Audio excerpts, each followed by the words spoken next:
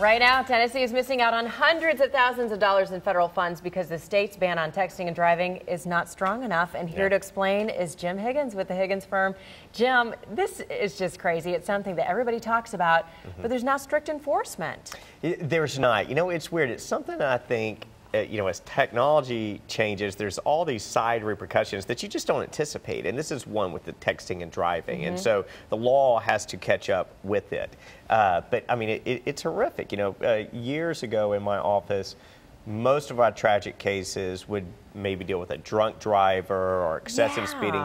But over the years, now we deal with more and more cases involving somebody that was texting. Wow. And, you know, it changes lives forever. It can cause an accident and you can't take it back. Right. So, yeah, in Tennessee, you know, we started with the texting law 3 years ago. There's only been like 50 tickets, or maybe a little bit more, 55, something like that, written in Nashville alone, because it's a real vague law. That's what I was wondering. You have to send or receive messages. So police even say, you know, a lot of times they'll pull someone over, they'll say, no, I was just looking at my phone, or I was dialing a number, and they can't write a ticket. It's very hard for them to enforce. Do you expect then that this is going to change?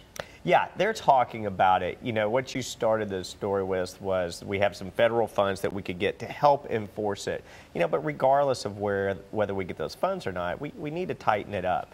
And what they're talking about doing it, and this will help us get those, is it has to escalate. Right now, if you got a driving and texting ticket every day, it's $50 each time. Well, they say it needs to escalate, so they're going to do that. And the other thing is you don't get points on your license right now, which everybody's afraid of those, right? You should be. Yep. So I think they'll start making a driving offense where you could get some points. That will probably come down the pipe this year. Sounds really like something that needs to be done, obviously, especially since you were mentioning that about the correlation with the drunk driving cases as well.